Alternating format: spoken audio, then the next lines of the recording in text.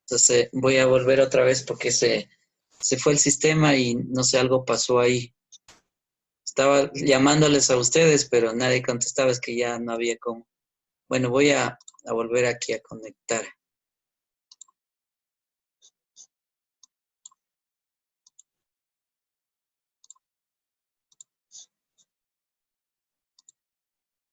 Bueno, entonces hizo una presentación de lo que es el autor y ahora pues estaba en la primera idea explicando sobre la concepción filosófica y sociológica que implica pues el materialismo histórico y decía que el autor, Marx, identifica clases sociales antagónicas de clases dominantes y dominadas en términos generales, pero también él habla de los explotadores y de los oprimidos. Y también diríamos, en todo caso, eso se puede sintetizar en que existen unas clases burguesas y unas clases proletarias. ¿Sí? También el materialismo histórico es una filosofía de la historia del marxismo-leninismo. Marxismo no es igual que Marx. Marxismo es una corriente que se desprende, por supuesto, de las obras leídas de Marx, pero no es Marx. Para diferenciar, podríamos decir, cuando hablamos de Marx, marxiano. Es decir, la teoría marxiana, por ejemplo, es referente a Marx. Pero el marxismo, en cambio, es una posición filosófica, sociológica también, que se desprende de las obras de Marx. Quien ha leído a Marx y sigue las obras que se desprenden de Marx, pues se le llama marxismo. Y es un sistema de pensamiento, una corriente de pensamiento. Ese es el marxismo. Y leninismo, bueno, Vladimir Lenin, pues fue un filósofo y político de Rusia que tomó el marxismo como un camino para seguirlo.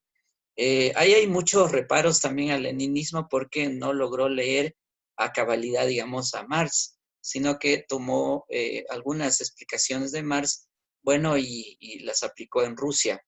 Ese marxismo-leninismo básicamente se derrumbó en el año 89 de la Rusia staliniana. En todo caso, ese es el marxismo-leninismo, pero de todas maneras vale la pena, por supuesto, leer las obras también de Lenin, de Vladimir Lenin, porque tienen mucha información que puede servir. Solo que hay que leerlo, digamos, con bastante criticidad, es decir, hay que ser críticos para poder leer a Lenin. Pero de todas maneras es válida la información de la filosofía de la historia del marxismo-leninismo. La tesis central de Marx llamémosle así, el postulado de Marx es que no es la conciencia de los hombres la que determina su ser, sino que al contrario es la conciencia social o es el hombre social vinculado a sus condiciones el que determina su conciencia. A ver, vamos a explicar bien esto. Porque aquí uno puede creer que la conciencia del individuo es todo. Es decir, cada uno sabe decir de manera subjetiva, yo tengo mi conciencia y me rijo por mi conciencia. Eso es lo que piensa la gente todos los días. Es decir, es una conciencia llamada así cotidiana de la gente. Pero desde el punto de vista filosófico y del materialismo histórico, las cosas no son así, sino que al contrario, es decir, nuestra conciencia, la conciencia de cada uno está formada, está configurada, está hecha dependiendo de las condiciones materiales en las cuales uno vive. Las condiciones materiales significa que existe el medio ambiente, el medio social, es la sociedad que tiene una larga historia, la cultura. Es decir, todo eso hace que un individuo reciba. Por lo tanto, son las condiciones materiales que se forma ese ser humano en esa sociedad la que va a condicionar lo que cada uno piensa. ¿Sí? Por ejemplo, ahora puedo decir un ejemplo. Miren, durante 5 siglos hemos sido instruidos de que la propiedad privada es un derecho natural y humano. Miren, esa es una cosa creada por los seres humanos y creada por el mismo capitalismo desde hace, bueno, más allá de 5 siglos. y creemos que así son las cosas. Es decir, hemos sido instruidos eh, durante varios siglos a pensar que eso es así. Entonces, miren, pero resulta que la propiedad privada nace en el seno del capitalismo, nace en el seno de la modernidad, nace en el seno de las clases burguesas que organizan la sociedad, que organizan el Estado. Bueno, y eso lo han determinado a través de las leyes del Estado. Y bueno, y se ha ido generando, extendiendo y expandiendo a lo largo de los siglos esa idea de que la propiedad privada es natural y es un derecho de las personas. Por lo tanto, cada quien debe tener su propiedad privada. Mire, ¿qué pasa entonces? Que la conciencia de los hombres, de la sociedad, determina de algún modo nuestra conciencia, ¿sí? Entonces, no es la conciencia individual la que determina el ser social, sino al revés, es el ser social de la sociedad que determina la conciencia de las personas. Bueno, y para usar el ejemplo anterior, miren, nosotros estamos determinados por ahora a pensar así. Pensamos que la propiedad privada es natural. Muchos creen en el liberalismo y en el neoliberalismo que la propiedad privada es natural y la hemos naturalizado. Bueno, y cosa que no es cierto, porque es una creación humana y estoy hablando de hace más de 5 siglos ya. Por lo tanto, hay que desnaturalizar entonces la propiedad privada como derecho natural, pues no es ningún derecho natural. Lo que pasa es que los seres humanos en el capitalismo la hemos naturalizado, porque si uno revisa la historia de las sociedades anteriores, por ejemplo, las sociedades aborígenes, nunca existió propiedad privada, existió propiedad común. Si uno revisa las sociedades, por ejemplo, aztecas, la maya, la inca, y en otras partes también del mundo, resulta que no existió propiedad privada. Existieron propiedades comunales, propiedades comunes, incluso propiedades que pertenecían al Estado. Por ejemplo, en el caso incaico, la, la tierra pertenecía al imperio y era de todos al final. Entonces, miren, no es que toda la vida existió propiedad privada, eso es propio del capitalismo, básicamente. Entonces, miren, para desvirtuar, para desnaturalizar ese tipo de ideas. Bueno, ahí hay mucho que trabajar. Entonces, pero esta es una tesis fundamental. Por otro lado, diríamos, a ver, la tesis incorpora, cuando decimos ser social, incorpora la vida misma, la vida de los seres humanos. Es decir, lo que está en juego ahí es la vida, el principio primero de la existencia biológica y humana es la vida.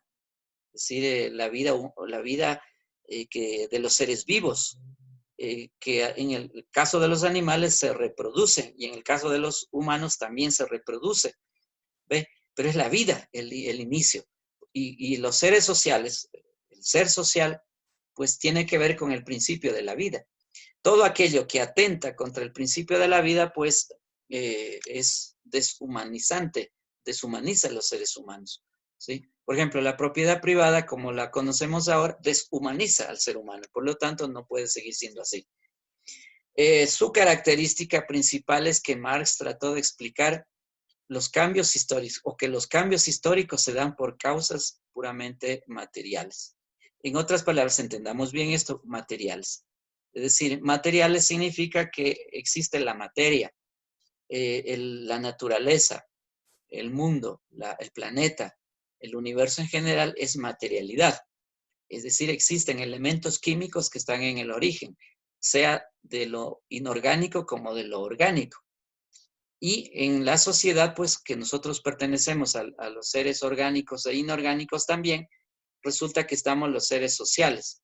Entonces, lo que trata de explicar Marx es que en el caso de la sociedad hay cambios históricos también, hay procesos, ¿sí? La idea de proceso es fundamental en Marx propiamente. Es decir, hay que considerar cuando estudiamos algo en la sociedad, sobre todo, los procesos que se han generado, las fases que se han ido dando uno tras otro, porque eso es progresivo y eso es entonces el materialismo histórico.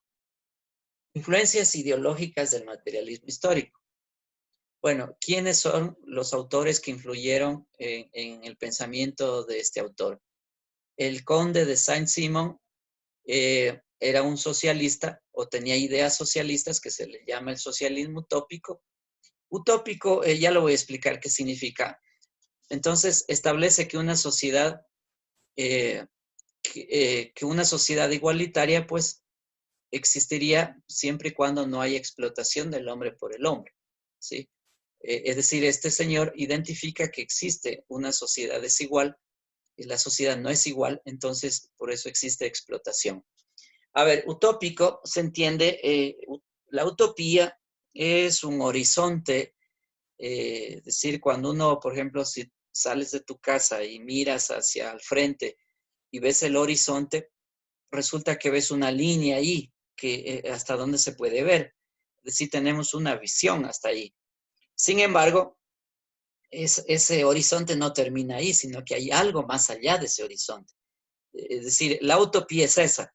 La utopía es un horizonte que tenemos al frente, un horizonte de concepción, un horizonte mental, una visión que tenemos de mirar la vida, de mirar la naturaleza, de mirar la sociedad.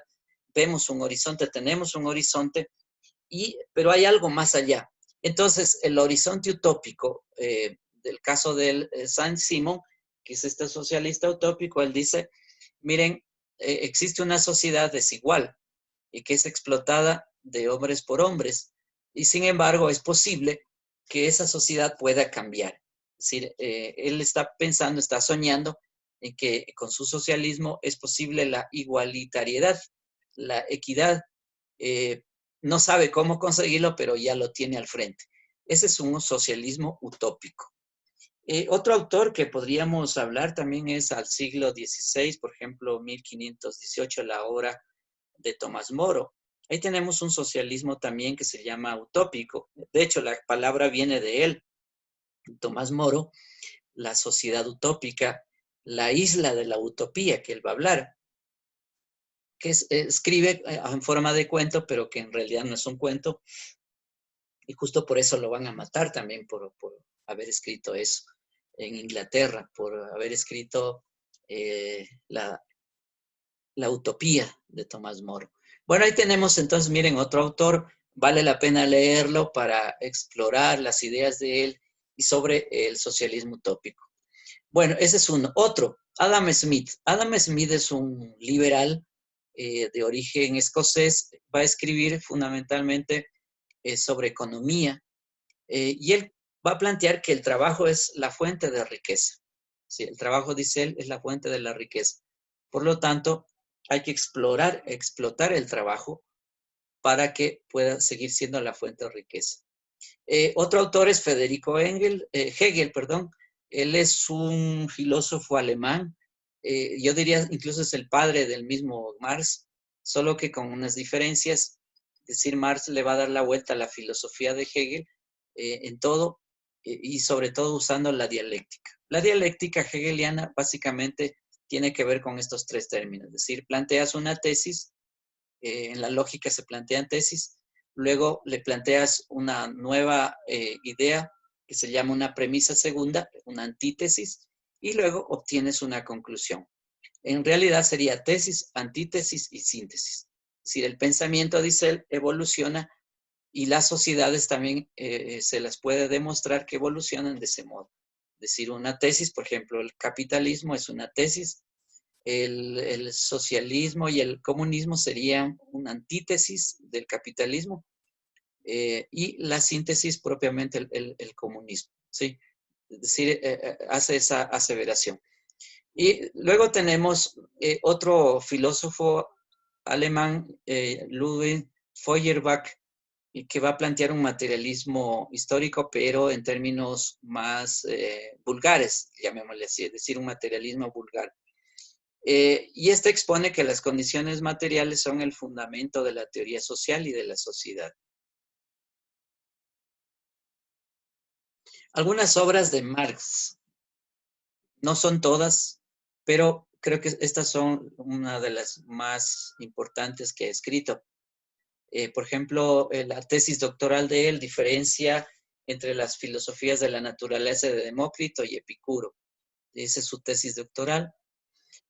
Otra obra, asimismo, importante de leer, por ejemplo, es esta, Los manuscritos económico-filosóficos, que es la que, estas obras van preparando en realidad la obra más póstuma, que es El Capital. Luego tenemos otra obra, El Manifiesto del Partido Comunista, que es una obra dirigida a los obreros, y él va a decir obreros del mundo unidos, justamente predicando que los obreros a nivel global deben unirse para derrotar el capitalismo. Y la obra póstuma es El Capital, en 3 tomos. De esos 3 tomos, básicamente el primer tomo es escrito de puño y letra de él, el segundo y el tercero, bueno, ya tienen ciertos reacomodos porque también son producto de lo que dejó escrito en manuscritos. Entonces, Federico Engels, el amigo, va a imprimir, va a publicar esos 2 tomos más, tomando las mismas ideas de Marx, pero de cierta manera por ahí haciéndole algún cambio en algunas palabras. Pero El Capital en realidad es la obra póstuma de Marx. Y por último tenemos el método histórico dialéctico, que va a ser la herencia que nos deja Marx para la ciencia, ¿sí? Esto que decíamos al inicio, un camino distinto a la epistemología y a la nociología. Lo fundamental de aquí es que para estudiar algo tenemos que ir a las bases fundamentales para explicar la realidad. Es decir, hay que ir a la esencia misma de las cosas para explicarlas. No podemos explicar por arriba, es decir, fenomenológicamente, sino sustancialmente hay que explicar la realidad. Conceptos del materialismo histórico. El hombre como ser social, que ya bueno, dije algo, este es un concepto fundamental de Marx. Este ser social también como hombre es transformador de la realidad, es decir, los seres humanos transformamos a través del trabajo la realidad. Para Marx el hombre es ante todo un ser que tiene una serie de necesidades materiales, al igual que otros seres como los animales. El hombre satisface esas necesidades transformando la naturaleza a través de su trabajo. Es el momento productivo o momento predominante, es decir, Marx va a explicar su teoría por el trabajo. Por eso es que el concepto de trabajo es fundamental. Para explicar el ser social de Marx es importante entender la concepción que tiene del trabajo.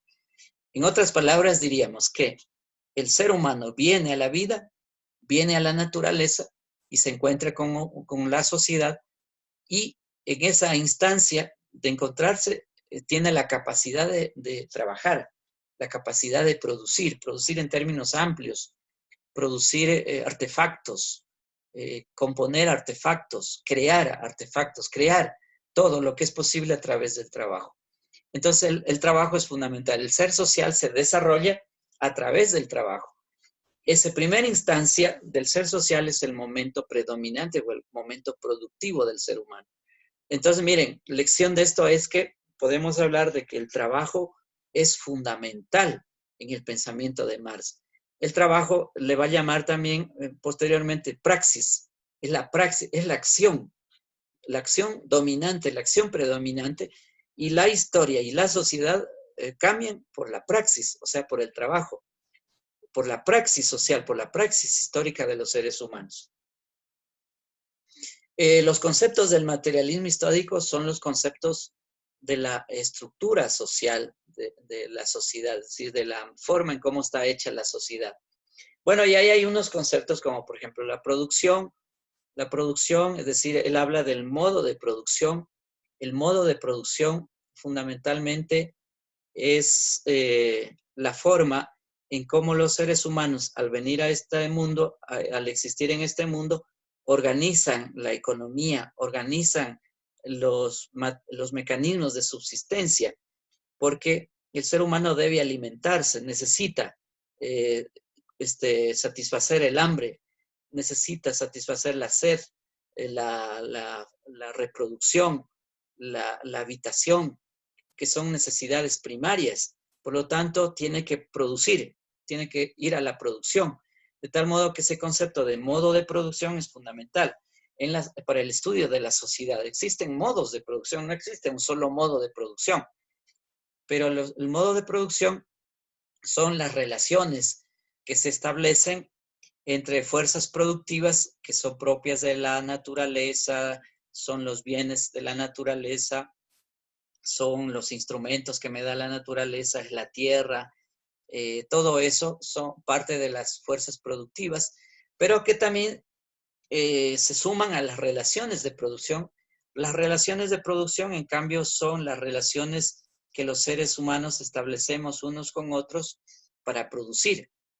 Y en la sociedad capitalista, las relaciones de producción son las relaciones de dependencia entre el trabajador y el capitalista. El trabajador que vende su fuerza de trabajo vivo y la entrega a esa fuerza de trabajo al capitalista para que se aproveche de esa fuerza. Entonces, miren, en términos simples diríamos que las relaciones, perdón, los modos de producción son las maneras en cómo los seres humanos organizamos la supervivencia humana para alimentarnos, para cubrir nuestras necesidades de habitación, etcétera, de reproducción. Las relaciones de producción, terminé de decir, son las relaciones que se establecen entre unos y otros para lograr ciertos cambios en la sociedad. Las fuerzas productivas, también decíamos ya, que son básicamente los medios que nos da la naturaleza, es la tierra, son, qué sé yo, las mismas personas, los instrumentos, etc. Si se juntan, pues, entre relaciones de producción y fuerzas productivas, estamos hablando entonces de un modo de producción. Y en el capitalismo se llamaría modo de producción capitalista. Otro concepto es los conceptos de infraestructura y superestructura. Infraestructura se refiere, dentro del modo de producción capitalista, es básicamente la economía, es decir, la sociedad para vivir tiene que organizar la sociedad económica, y en el capitalismo es básicamente las relaciones de empresariales, las relaciones capitalistas, que son las que están en la base de la sociedad y las que van a crear la riqueza. Y la superestructura, en cambio, tiene que ver con las normas, con las leyes, con el Estado y otras instituciones que van a ser como el paraguas para justificar la infraestructura, es decir, la economía que está en la base de la sociedad. También hay una estructura ideológica. La estructura ideológica fundamentalmente tiene que ver con el conjunto de ideas y creencias en las que la sociedad, pues, se desenvuelve, y que son las que de algún modo van a justificar también a la sociedad.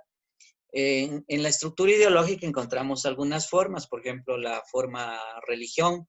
La religión es una forma ideológica para justificar también la estructura y la superestructura de la sociedad. Por ejemplo, las creencias, otro tipo de creencias, también son parte de la estructura ideológica. También tenemos la estructura jurídico-política. La jurídica se refiere a las normas, a las leyes que el Estado ha creado, y que mediante esas leyes, pues, termina justificando también lo que se hace en la sociedad. Y la política es el uso del poder. La política tiene que ver entonces con el empleo, con la creación del poder, con la organización del poder, y sobre todo en relación al Estado. El Estado requiere de la política y requiere del poder para justificar también las relaciones en la sociedad.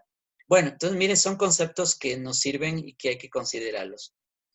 Por último, tenemos este otro concepto, que es la formación social, modo de producción en coyuntura política. La formación social es una categoría de Marx, en el sentido de que la sociedad no es genérica, sino que la sociedad también está hecha de otras partes, es decir, hay otras formas de sociedad, sociedades mucho más específicas. Por lo tanto, la categoría de formación social es una categoría clave para estudiar la sociedad. Es decir, en el mundo existen formaciones sociales distintas. Por ejemplo, el mismo modo de producción capitalista es una formación social. En América Latina tenemos formaciones sociales, por ejemplo, indígenas, formaciones sociales afro, formaciones sociales como por ejemplo el Estado, la formación social que se llama republicana, el Estado, o formaciones sociales antes del Estado, como la colonial, el Estado colonial, es una formación social colonial, entre otras. Es decir, tenemos distintas formaciones sociales, pero esos son conceptos reales, no son conceptos ficticios. Bueno, al modo de producción ya hablamos. La coyuntura política básicamente es lo que sucede en un tiempo determinado, en un tiempo y en un espacio determinado. Por ejemplo, el coronavirus está dentro de una coyuntura social, pero también tiene que ver con la coyuntura política. Si no, fíjense cómo está el tratamiento que el gobierno del Ecuador le está dando a esa coyuntura.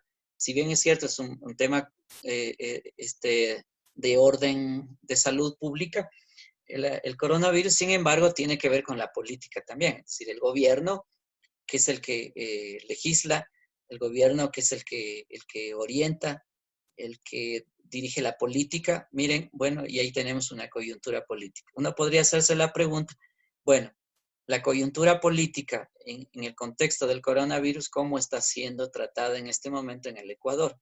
Bueno, y ustedes tienen para decir mucho, porque ahí hay muchas cosas que decir de la coyuntura actual. Pero la coyuntura política tiene que ver con un momento determinado de un suceso, de un acontecimiento, de acciones, de hechos que están sucediendo en ese determinado tiempo. ¿Sí? Clases sociales. Existen en la sociedad clases sociales determinadas por la economía o por las condiciones socioeconómicas. Este es un concepto clave de Marx y del marxismo en general. No se puede entender la sociedad ni la historia sin las clases sociales. Para estudiar la sociedad requerimos de las clases sociales. Entonces, las clases sociales son grupos sociales determinados económicamente. Y esas clases están en lucha, es decir, en la sociedad. En todos los últimos siglos han sido las luchas de clases. Hay luchas de clase entre los trabajadores y las burguesías, o entre la clase que sustenta, que sostiene la economía y es dueña de medios de producción y del trabajo, contra las clases que en cambio son las proletarias, que tienen en sus manos el trabajo y venden la fuerza de trabajo, son los productores básicamente, porque el trabajador es el productor, y vende su fuerza de trabajo. Esta fuerza de trabajo produce plusvalor. El plusvalor significa ganancia, significa excedente, que es arrebatado al trabajador. En otras palabras, diríamos que el capitalista arrebata la fuerza de ese trabajador que ha producido riqueza, porque es ese trabajador que trabaja todo él, gasta toda su energía, mente, cuerpo en ese trabajo, y el excedente es lo que el capitalista se apropia del trabajo. Por eso se llama plusvalor. Es decir, alguien se apropia, más bien, yo diría, para ser más morocho, roba el trabajo del trabajador y se lo apropia, y esa es la riqueza. Mire, así funciona el sistema capitalista. Así funciona el sistema del capital. Por eso decimos, y esto es la crítica, y hago paréntesis para criticar, esa es la crítica que le hacemos al capitalismo, porque roba el trabajo ajeno al trabajador, y eso en términos de la vida, si tenemos el punto de vista de partida, que es la vida humana, la vida natural, pero es la vida, la afirmación de la vida, que es lo que busca el ser humano, entonces ahí existe un problema ético. Es decir, el robo es un problema ético. El robarle a alguien su trabajo, pues es antiético. Entonces, el asunto es, ahí está la clave del capitalismo, del robo que se hace, de que alguien se apropia. Bueno, y eso determina la condición humana ya, porque entonces el trabajador que tiene que pasar toda la vida trabajando por el mismo sueldo, por el mismo salario, no crece, sino que tiene que estar trabajando para subsistir, para sobrevivir. No así el capitalista que en cambio tiene el excedente y que lo multiplica por 1, por 2, por 3 y más veces, n veces, multiplica eso y obtiene mayor lucro, mayor plusvalor de lo que va invirtiendo. Entonces, miren, esa es la desigualdad en la sociedad, es decir, sociedades tremendamente desiguales, 12 familias o 12 personas más bien que controlan el mundo, la economía del mundo y el resto de millones y millones de gentes que en cambio no tienen eso. Entonces, miren, ese es el problema antiético del capitalismo. Es decir, hay una ética que atenta contra la vida misma, contra la vida humana y contra la naturaleza. Por eso es que aquellos que somos conscientes, pues criticamos fuertemente esto y no puede seguir siendo así. Y por último tenemos otro concepto ahí también del materialismo, que es el fetichismo de la mercancía. A ver, ¿qué es esto del fetichismo? El fetiche siempre es un ídolo. El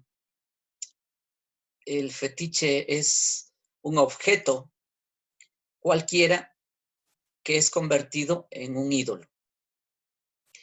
Por ejemplo, me estoy recordando cuando Moisés en el Antiguo Testamento, en el libro del Éxodo, Moisés sale de Egipto, libera al pueblo que estaba esclavizado por los faraones, pasa el Mar Rojo y luego él sube a la montaña porque Dios a través de la zarza le había dicho que quiere darle las tablas de la ley. Bueno, y Dios, Jehová o Yahvé, depende de qué versión sea, Jehová o Yahvé, le da las tablas de la ley, pero en ese tiempo se demora en bajar Moisés. Y como la gente esperaba a Moisés y no bajaba, entonces se fabrican un becerro de oro. Todas las personas empiezan a juntar las piezas de oro y forman el becerro, porque Moisés no bajaba. Y entonces empiezan a adorar a ese becerro de oro. El becerro de oro resulta que es un objeto hecho de oro, pero la gente lo idolatriza, lo vuelve sagrado y en torno al becerro empiezan a celebrarle rituales, fiestas, bailes, danzas y empieza la corrupción. Se corrompe la gente, se corrompió el pueblo mientras no bajaba Moisés. Cuando baja Moisés se encuentra con la aberración del pueblo que estaba adorando un becerro. Entonces, ¿qué hace Moisés? Dice, quiebra las tablas de la ley enojado y los exhorta al pueblo diciendo de que por qué son idólatras, por qué rechazan al Dios verdadero. Miren, un poco hice un resumen de esto porque me parece que ahí está la idea del fetichismo. Es decir, Marx, que también era un teólogo, resulta que él también sabía de eso y por eso es que toma la palabra del fetichismo. El fetichismo es eso, básicamente es convertir un objeto en un ídolo y volverlo sagrado y luego lo vuelves religioso, por lo tanto de adoración de ese fetiche. Ese es el fetichismo, pero aquí él está hablando de la mercancía. A ver, entonces, viene la otra parte. Cuando decimos mercancía, mercancía es un objeto que ha sido producido, que ha sido elaborado, es decir, tiene un valor de uso anterior, pero al ser transformado, se lo saca al mercado a ese producto y se lo vende. El momento en que salió al mercado y se vendió el producto A, B, C, X, lo que sea, ese producto se convierte en mercancía. Es decir, del valor de uso que tenía, ahora tiene un valor de cambio, o sea, un valor de mercado, un valor monetario. Al salir al mercado, entonces se convierte en mercancía. Esa es la mercancía. Entonces, ¿qué dice Marx sobre el fetichismo de la mercancía? Que la sociedad capitalista ha vuelto fetiche la mercancía, es decir, la idolatró, la volvió un dios, porque con esa mercancía debe ser intercambiada por dinero. El dinero es un fetiche. ¿sí? Es decir, dinero y mercancía son lo mismo al final, porque el dinero es una cosa que es usada y es una mercancía también. Y entonces el objeto y el dinero pues son lo mismo porque son parte interrelacionada. Es decir, cuando tú compras y vendes, lo intercambias por dinero. Es decir, sin dinero pues no se hace el intercambio de las mercancías.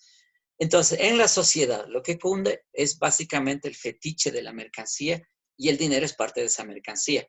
Lo mismo que también las fuerzas del trabajo vivo se convierten en mercancía. Por eso es que el trabajo es una mercancía también en términos ya más filosóficos. Y entonces tenemos el fetichismo de la mercancía. Y la sociedad, pues, está desde la época de Marx, que es cuando él estudia, está cundida de fetichismo. El fetiche esconde la realidad, consagra la realidad y la vuelve religión a esa realidad de algún modo. Entonces, el fetichismo de la mercancía es fundamentalmente la compra, la venta de objetos en el mercado y se convierten en dioses del mercado. Hay una palabra que él usa posteriormente, mamón. Moloch también, Moloch es otro nombre que le da a la sociedad fetichista, que es la sociedad capitalista. Bueno, jóvenes, entonces, hasta ahí hemos avanzado un poco con esta concepción que quería también entregarles a ustedes para que complementen la introducción a la ciencia, este otro camino. En realidad hemos desarrollado estos dos caminos brevemente. El primero en relación con la epistemología y la nociología, y el segundo pues en relación a lo que es la ontología histórico-social. Hasta ahí llega entonces mi clase. Yo no sé si hay preguntas antes de ir terminando la clase. ¿Qué dicen, jóvenes?